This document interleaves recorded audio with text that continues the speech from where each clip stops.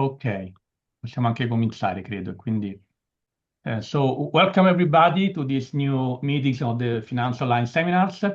And it's my great pleasure to introduce Professor Riccardo Viale, who is the host today. And Riccardo Viale teaches at the University Bicocca in Milan and is the president of the Herbert Simon Society.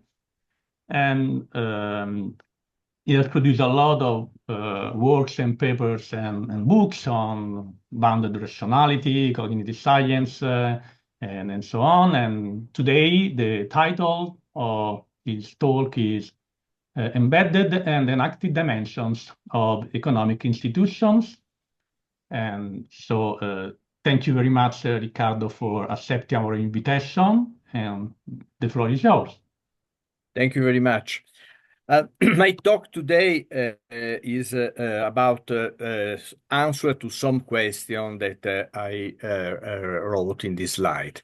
The question were connected to Andy Clark extended cognition approach, in particular the approach applied to economic institution that present some controversial point. For example, according to him, the explanatory burden is borne by overall system dynamics, in which the microdynamics of individual psychology is relatively unimportant.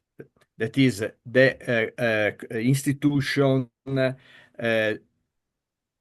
the economic institution doesn't need to, according to his point, for their extended cognition role, doesn't need to explain the economic phenomena according to psychology and cognitive dimension. In his opinion, then, the neoclassical theory works in this case when preferences are imposed by the wider situation and need not to be echoed by individual psychology. There is no centrality of agent cognition then in the market, and this approach allow some, for example, Shyam, to propose the zero intelligence trader, a trader that doesn't need to be explained according to problem solving, thinking, reasoning, psychological dimension. My answer will be that market institutions are norm and value that characterize economic behavior, as in the writing of North. They are dynamic and flexible disposition and not static and rigid constraint.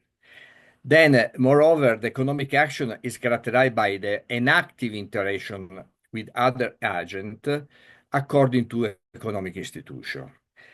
The action of the agent is the result of the enactive problem solving that is based on embodied heuristic and adaptive rationality.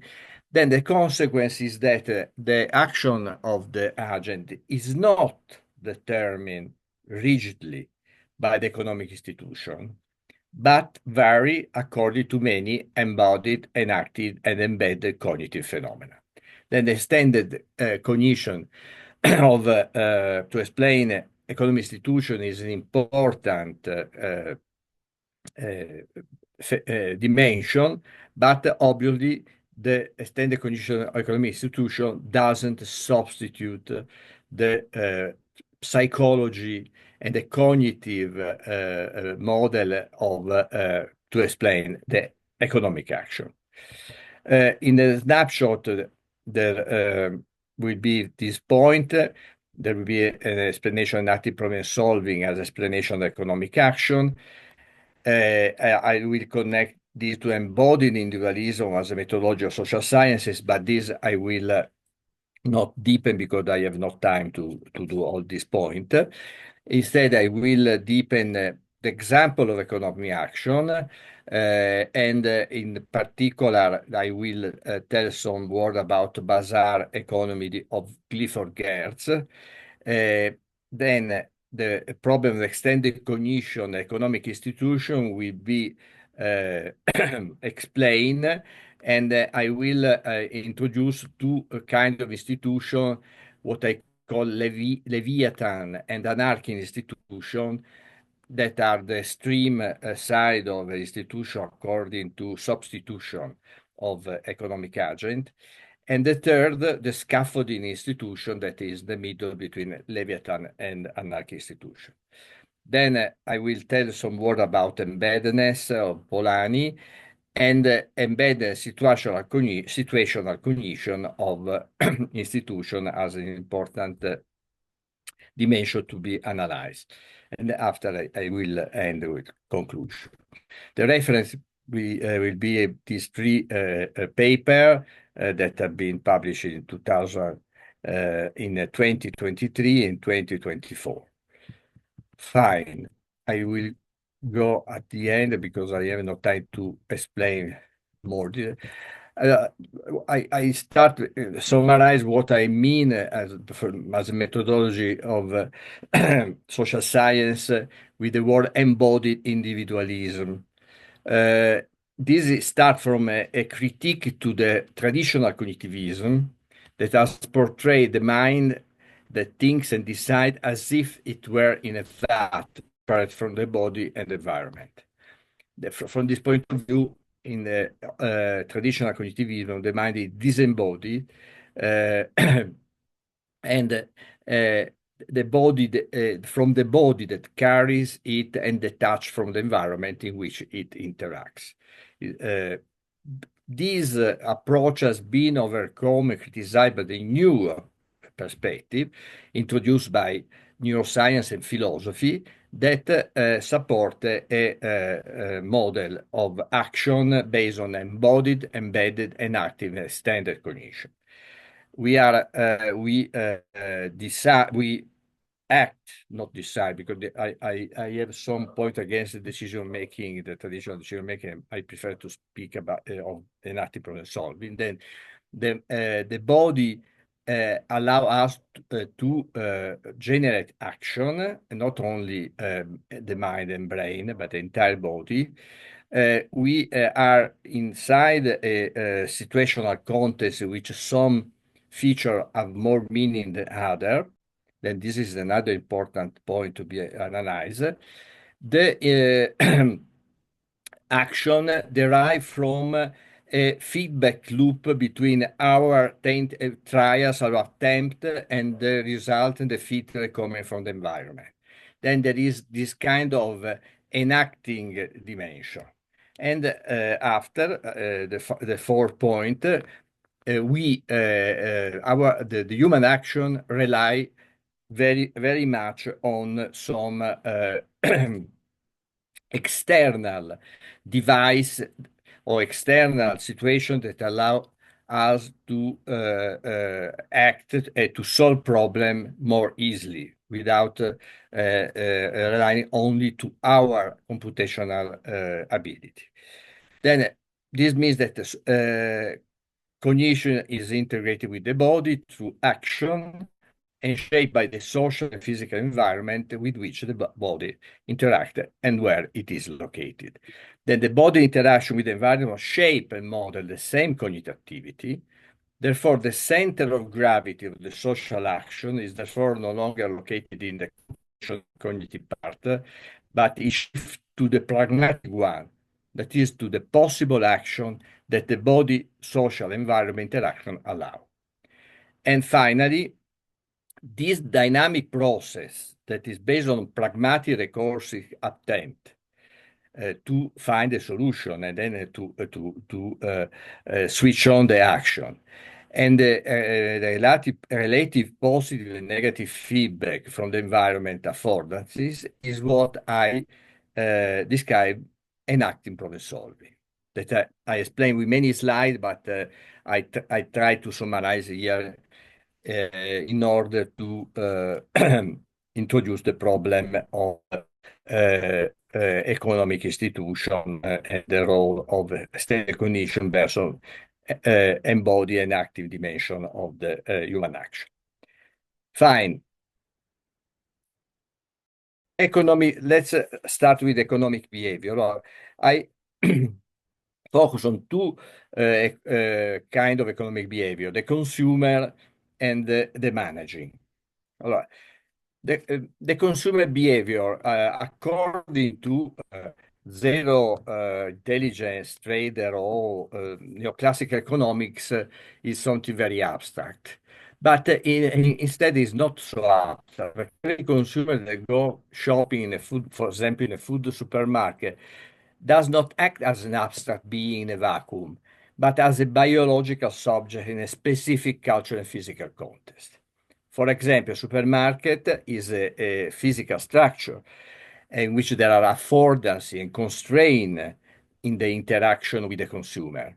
These depend from the physical feature of the consumer, the same height, size, physical integrity, or handicap, will allow to interact differently with the shelf, the aisle, the corner, and so on.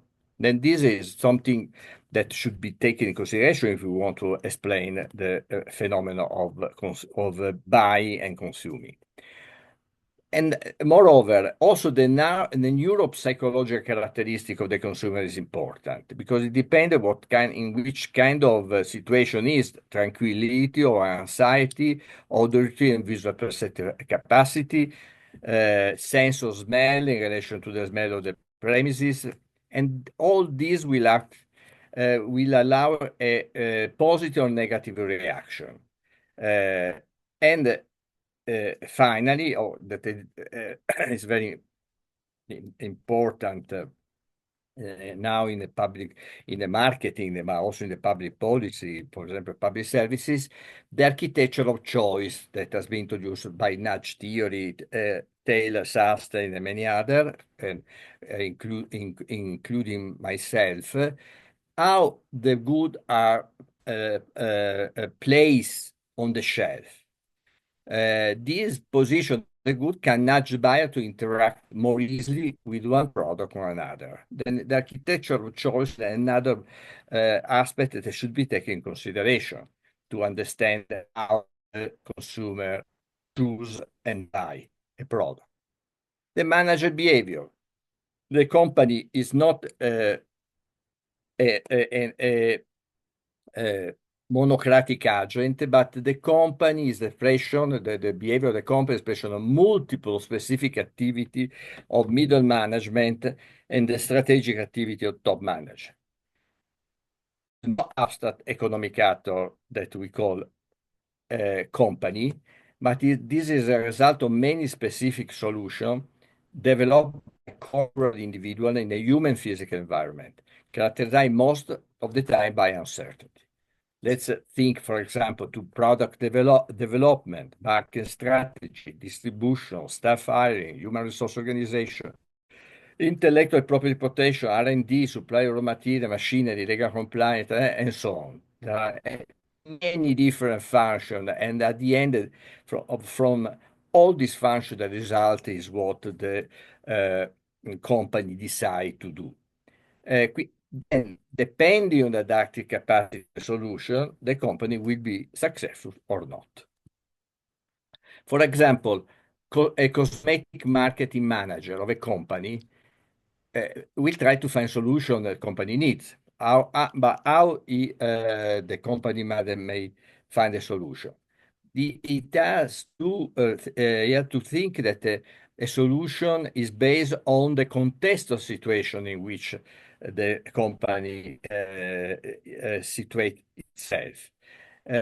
In testing possible message packages and product to choose, then the solution will be designed in relation to the cultural situation in which it is located, corporate culture, and cultural context of the consumer it is aimed at. And if you don't consider the cultural situation, the embeddedness of the of the choice that you have to consider, you will fall in many failure. This famous failure was Hermes in India that tried to follow only one model of Indian consumer, thinking that India was a country, but instead India is made of many countries, many states, many culture, and this thinking only as a one country provoke a big failure of Hermes in India 15 years ago, more or less. This will lead to the emergence of a number of heuristics, the relation with the environment of the company, generate many heuristics. There are at least four main macro types organizational heuristic of selection, procedure, time, and priority. And these heuristic allow the manager of the company to decide what to do. For example, in the marketing, maybe a heuristic tell the marketing manager restrict marketing only to social media and don't waste money to other means for marketing, but only to social media. Or, for example, a company want to export in different country may have a timing heuristic that say, before try to do this in Japan, after in China, at the end in India, or the reverse, because this is the most adaptive solution to internationalize the export. Third, institutional constraint. Economic behavior, obviously, that is based on embodied enactive problem solving is situationally embedded. The problem space of the consumer or the manager are by many different dimensions, background knowledge, contingent physical and symbolic constraint, and so on. One among these, there are institutions. Nor define institution as humanly devised constraint the structure, political, economic, and social interaction. And the constraint may be formal rules or informal restraint. For example, custom, tradition, code of conduct, taboo, and so on. The food, let's apply this to the food consumer. The food consumer, for example, know that he cannot taste the product they want to buy, that this electronic currency conveyed by his credit card with certain payment characteristic, that he has no queue at it has to queue at the checkout, and there are expiration date for the product, and so on. These are institutional norms that are many of them are introduced by European Commission, for example. Also, the supermarket, from an organizational point of view, is institutionally structured according to some norm and logic. For example, the products are divided spatially into categories and subcategories. Drinks, maybe alcoholic, soft drink, mineral water, meat, maybe a subcategory of beef, sheep, poultry, and so on. In this way, the consumer is facilitated in the analysis. Then this constraint characterize the search for the final solution of which product to buy in relation to a faster heuristic selection. Then this institutional structure of the organization work as a formal extended cognition that solves some information and coordination problem upstream and make easier the enactive problem solving of the consumer. The manager, what are the role of the institution for the manager? There are two types of institutional norms. There are organization explicit norm that in the company oversee the evaluation merit, promotion, relation with hierarchy, relation with the outside, secrets, and so on. And there are implicit norms inside the organization, relationship with colleague, coordination, organizational citizenship, and so on. But there are also external, explicit norms that allow the company to interact in the environment. For example, legal norm that prohibits misleading advertising. We are speaking always of cosmetic marketing manager. That prohibit the sale of products that do not correspond to declared content, products that threaten health, and economic norm characterize entrepreneurial alliance and competition, distribution chain, and advertising.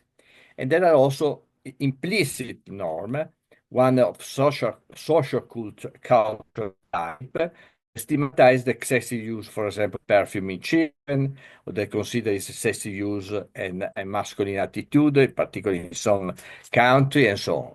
These are implicit external from the organization, from the company.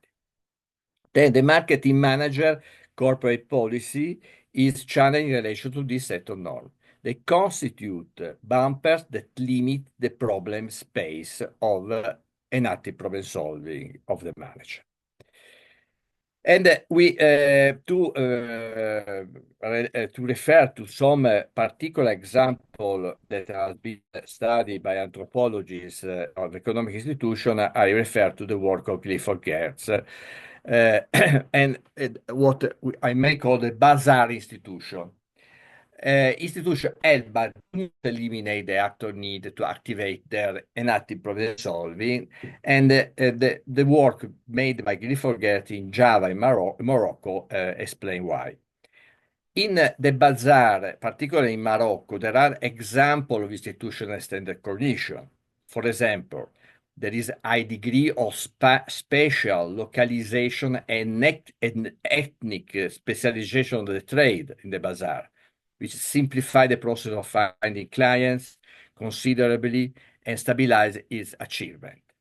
If one wants a kaftan or a mule pack made, one knows where, how, and for what sort of person to look.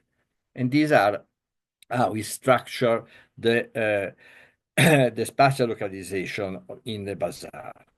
The second kind of institution, what Clifford Geertz dubbed as clientelization, that is the tendency mark for repetitive purchaser of particular goods and services to establish continued relation with particular purveyors of them, rather than search widely through the market at each occasion need. That is, there are some link with particular person in the market that is what characterizes clientelization, the relation between client and seller.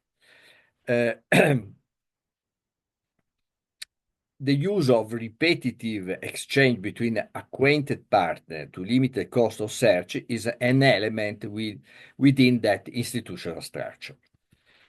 But the is very strong. There are the institutions, but the institutions do not substitute the active problem solving. Geertz writes, its buyers and sellers moving along the groove channel clientelization laid down find their way again and again to the same adversary. Adversary is the word for clientship relation that are not dependency relation but competitive one. Clientship is symmetrical, egalitarian, and oppositional. There are no patrons in the master and man sense here. Whatever the relative power, wealth, knowledge, skill, or status of the participant, and it can be marked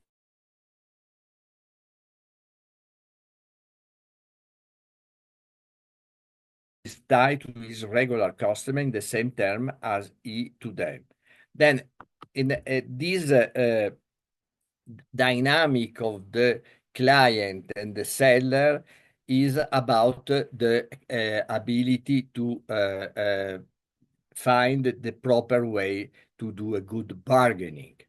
And the bargaining may be price setting, quantity or quality may be manipulated while money prices are constant, credit arrangement can be adjusted, bulking or bulk breaking may conceal adjustment, and so on.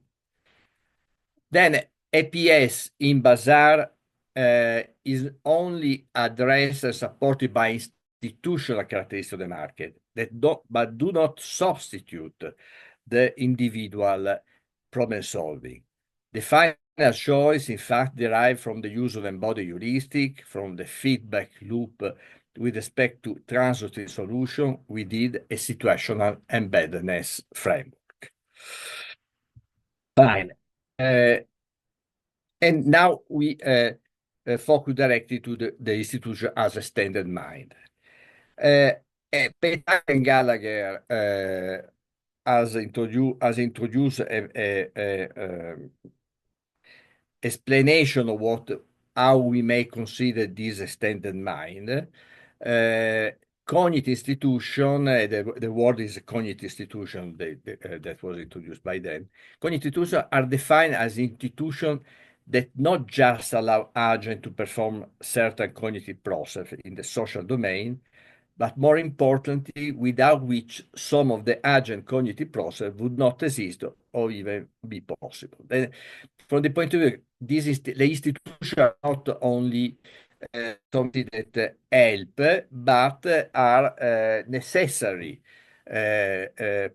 premises to reach action in the market. And if this is the case, what are the consequences? There are consequences that there is a support to zero intelligent trader. There are a support to subjective expected utility maximizer, or we are inside the boundary rationality frame. When we speak of cognitive substitution, we have to analyze what we mean for cognitive substitution. There are at least 3 points. The first is that we know that economic actors are different biologically individual that interact with the environment that is unstable, uncertain, and many times complex. Any economic actor has a particular unwelt, cioè an environment, interpreted environment in a particular way. Obviously, we are human being, and then our unwelt is not the unwelt of a frog. But in any case, even if there are many commonality in the interpretation of the environment among human beings, there are differences, particular differences that are related to the situational context. And this particular unwelt allow the human actor to react differently to the same institutional constraint. Then this is the first point. The second is that economic actors develop their native professional activity to a more or less significant extent in relation to how extensive their cognitive substitution is in the institution, and we'll see later. It depends on what kind of institution. If it's very heavy or is light, it allows freedom or don't allow freedom. Third is that there is a dynamical two-way coupling between individuals and institution. First, the institution change in relation to the feedback from the social output of individual and active problem solving. Cioè the problem solve of each individual, the interaction of each individual, and the consequent the interaction change the institution because they change the implicit norm and may change also the explicit norm because, for example, if this interaction doesn't work, the policy making may introduce a different kind of explicit and formal norm. Second, the social relation individual and active problem solving interacting with an institution may shape dynamic its causal meaning and role. Cioè the result of the interaction with the institution may change the meaning that we have of the institution. The meaning, how we interpret, how we explain the institution. This also change our kind of action. Third, individual and active problem solving change in relation with the institution, obviously, because if the institution change the active problem solving. Then there is this dynamical two-way coupling between individual and institution. Fourth, there is a scale of cognitive substitution of the institution with respect to an active problem solving that can be established. At one extreme, the institution that tend to substitute completely for the actor in their cognitive activity, we may call Leviathan institution. But on the other hand, their absence and weaknesses favor the enactive problem solving to the maximum, and we may call this anarchic institution. Are there realities that correspond to these two extremes, in which the actor is either completely heterodirect or completely autonomous? Yes, we may find some, for example, Leviathan institution that are the totalized institutions seem to deterministically direct individual. In economics, in the market of the Soviet Union of Mao Zedong, China, the consumer don't have any alternative option to choose from, but were forced to buy the only product offered by the state. But outside economy, they think of totalized institutions such as psychiatric hospital, barracks, prison, and also Catholic Church college, because I had the experience of Catholic college, and I put also this as a kind of totalized institution.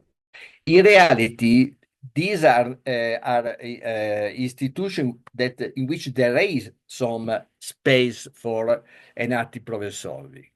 There are more organizations that allow people to express their individuality in problem solving. In USSR or Cuba, by, for example, developing black markets in parallel to which to turn for alternative choice, or by developing barter action between goods offered by the state and their own private artisan initiative.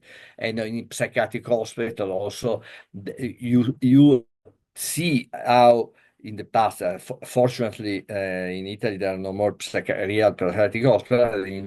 In the past, I remember there were some situations in which also the psychiatric patient finds some freedom to interact in a different way with the other patient, well, not that to behave as the totalized institution want behave. Anarchic institutions instead are the opposite. Economic realities seem to have no norm or institutional constraint. In this institution, there is the best situation to enhance the enactive problem solving without external constraint. The example may be barter in primitive times or trade exchange in a pirate economy. That were also described by Adam Smith. In reality, this is not the case because, as Polanyi writes, barter also has an institutional dimension, embodying the principle of reciprocity and the norm of symmetry. And the same pirate economy is some institution. There are democratic egalitarian value present in piracy that were considered avant-garde compared to the most advanced form that manifest themselves in the old and new world. And Adam Smith wrote that piracy society were the first where some market institutions such as auction emerged spontaneously and where an order in economic and social organization was created from below. Then in an anarchist institution, there are some institutions that drive the behavior and the problem solving of the agent. The third category is what we may call scaffolding, that, for example, is a liberal democracy that nowadays has been attacked by many dictators around the world, and also the last is the President of the United States. Then between the extreme of Leviathan and Anarchist Institute, we have the market of liberal democracy, in which institutions have a scaffolding role. They simplify, orient, and favor economic action without annihilating the enactive problem solving of the economic actor. For example, institution for trust in goods and merchants, institution for simplification of the search for goods, institution for the protection of material and intellectual property, institution for the defense of the consumer, institution for the defense of competition, institution for worker rights, and so on. There are many examples of institutions that do not the enactive problem solving of the economic agent, but help the economic agent to act, to solve problems, to act in more simplified way.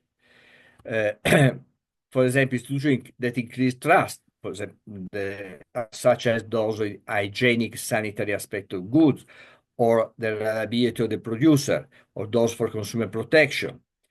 The institution that reduce complexity, for example, product categorization or the separation of the offer according to product category, or the institution that increase the motivation and certainty to act, for example, such as defense of property or worker right. All these kind of institutions in the scaffolded category simplify the dimension of search and reduce uncertainty, and thus decrease the amount of feedback between solution, attempt, and final action. Then simplify the way in which the people in the market decide. From this, it can be said that the institution enable cognitive processes insofar as enactive problem solving would be performed less effectively without dedicated institution. In any case, each institution has a different causal value and carry out a different scaffolding action depending on the environment in which it manifests itself. This is the embedded nature of economic action and of the relative enactive problem-solving processes that make economic institutions play a different role. And I see that I am in a little delay. Of this chapter about embedding of Polanyi, but I will go directly to the application. Allora, the concept of embeddedness is different from the methodological one of Polanyi and the economic sociologists like Granovetter. What I mean for embeddedness is not about the dissolution, disappearance of the economy in society, as in the case of Polanyi. It is instead about situated enactive problem solving and the consequent economic action in relation to the relative institution. This has to do with the cultural dimension, the ethical, epistemic, and metaphysical model.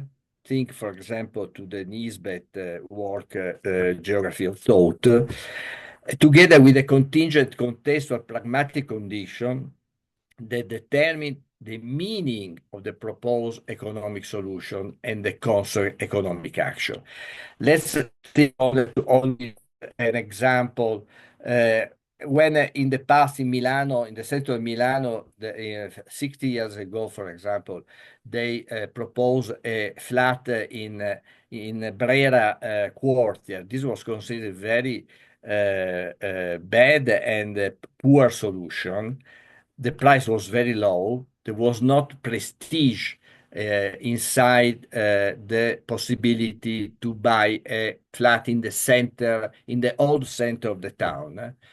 Think to now that completely changed the perspective, the vision, the cultural value of living in the center, in the historical center of the town. Now the center of Milano, Brera, are the most expensive part of Milano. Completely different from what happened 50, 60 years ago. Then there are two ways in which embeddedness operate at the institutional level. There is they work in the genesis of institution, in which the cultural context change the same institution. Think, for example, globalization. In Trump era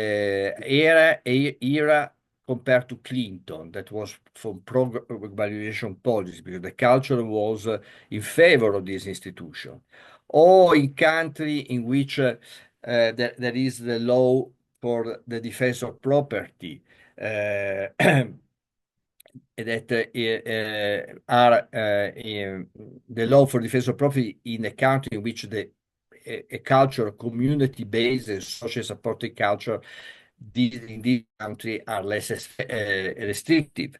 Or in countries where the primacy of the nation is a priority, less exclusive antitrust rules have been introduced in order to allow the creation of large industrial groups that are competitive at international level. For example, in US, they allow the group to become very big and very strong for the primacy of the nation.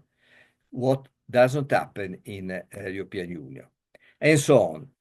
And finally, the meaning of the institution change according to the situational context.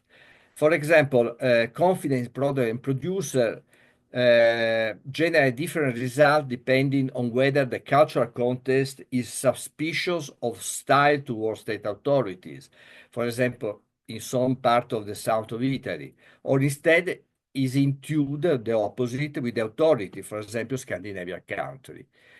Or institution for the defense of competition can be circumvented in order to create de facto trust and oligopolies on the basis of tacit agreement based on ethic or religious political affinity, where there is this kind of culture of the ethnic and religious network, or instead be applied in a literal way when there is atomistic kind of society.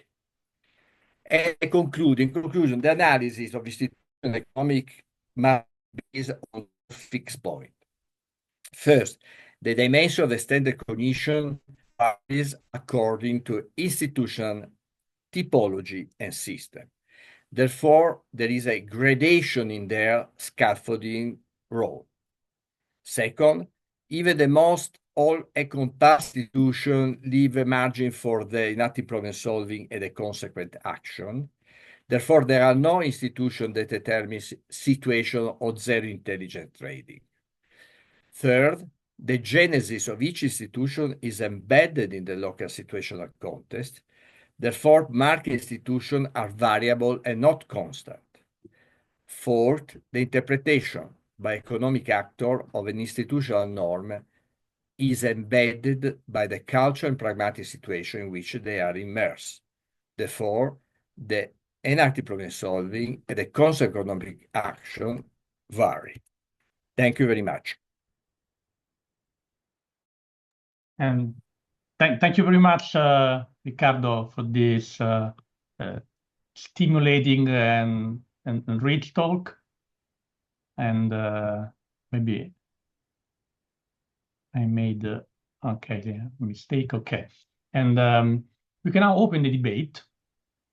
And to ask questions, please, you can raise your hand in your reaction menu at the bottom of the Zoom app.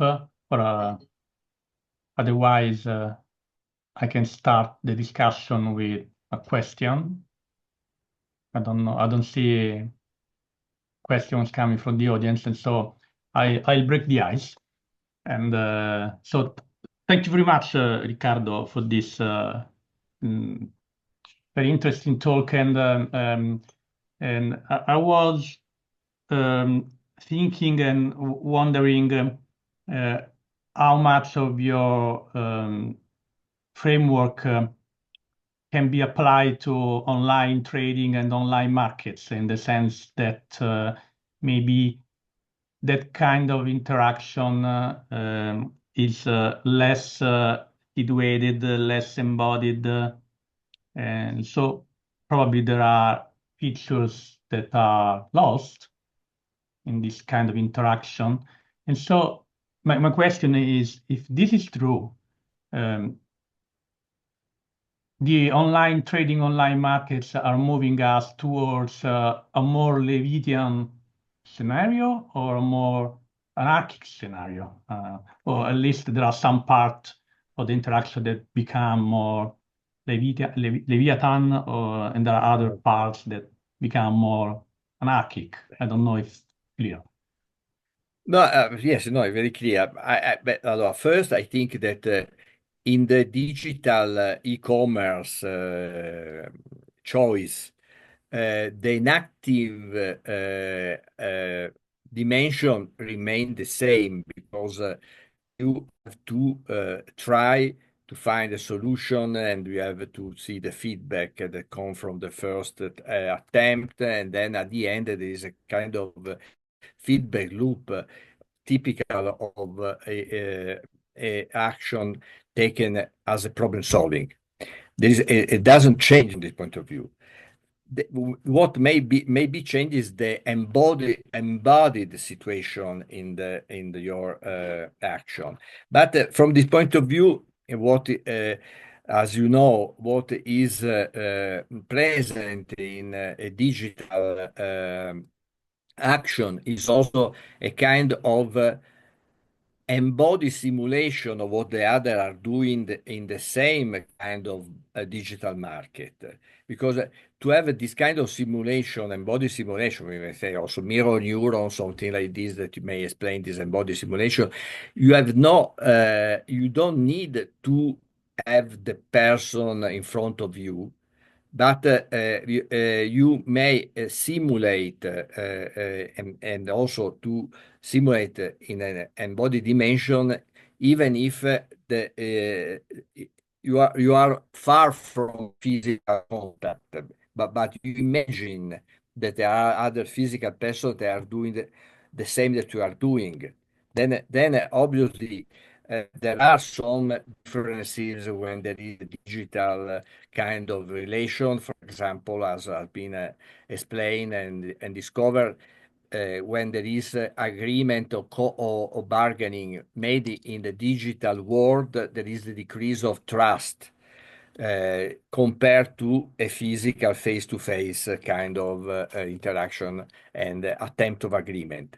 Because in a physical face-to-face relation, there is some biological phenomena that switch on, and that this is not the case when is in the digital world. And then there are differences, but the embodied dimension doesn't change radically. There is always embodied dimension. Thank you very much for your answer. And I don't know if there are people from the audience willing to pose a question. Yeah, I don't see, I mean, hands raised. So, and yeah, maybe I have another question, but only maybe there's Guido Rossi. Okay, thank you, Guido. Excuse me, but I would like to pose a problem. Which one is the influence of passing to the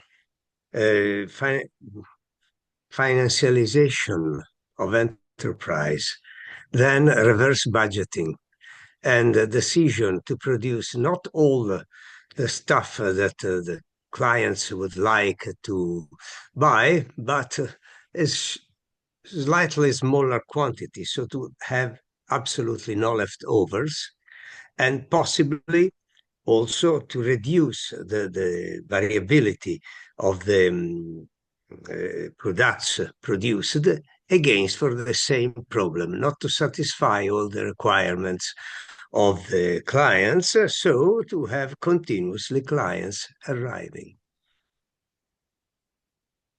But if I didn't understand very well what you mean, that the company decreased the variety of the goods and also the quantity of the goods to engage some of them, not all of them, obviously. No, to engage, to link the client in a stronger way. They give products that are really likable to the clients, but never arrive to satisfy all the dimension of what the clients would like to have. So there is always someone we will not find what he likes, and will have always the desire to have more, because the manufacturers do not manufacture, say, in an open way to satisfy all their clients, their possible clients, but in a closed way, so to be sure not to risk any leftover. But It in any is case, a characteristic very peculiar to some sections of the market, obviously, but it is. It seems to me an interesting characteristic. I would like to see it, how you consider it. Is it an institutional constraint or something like that? but no, I don't think it's institutional.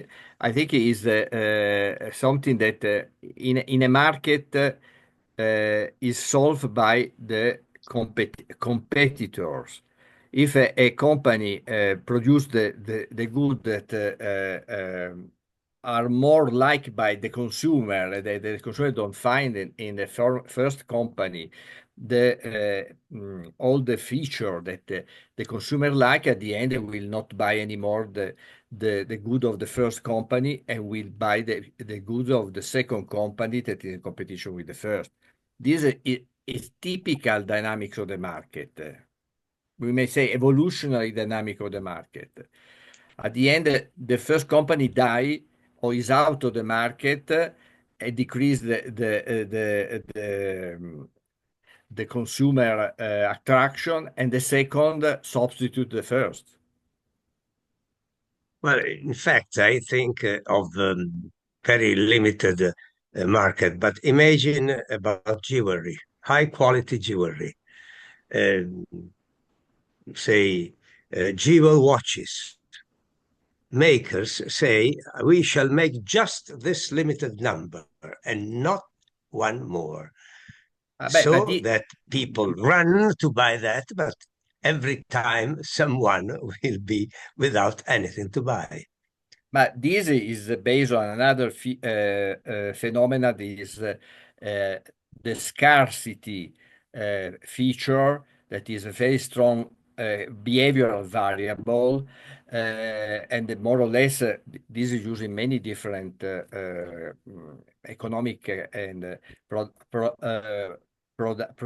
category, that the scarcity is also common in many kind of situation. Also, there was study also among the children. If in the experiment with children, they show to a child that something is becoming scarce, this increase the value, and there is the run to try to buy this kind of scarce product. And this scarcity is also support the phenomenon of collection. Bolaffi teach any object may become a target collection if the people perceive that there is scarcity of the object, and also there is someone they want to buy. And this kind of imitation, scarcity, imitation is another obvious behavioral characteristic. Scarcity of the good created the collectionist market, in which, for example, now I know that the Swatch watch that were made some years ago are becoming very expensive because they are part of the collection. Even a Swatch the cost was 50 euro. Now they are sold at 2,000 euro, 4,000 euro, because they are scarce, they don't find anymore, and a kind of agent in the business that exploited this scarcity phenomenon. Yes, that's what I was speaking of. Thank you. Okay. Thank you. Thank you very much, Guido, for your interesting question. And of course, thank you, Riccardo, for your answer. I don't see other questions coming from the audience. There is one And that maybe we can... was asking something. Yeah, he wants to. There is Nicolò Londri asking for the slides.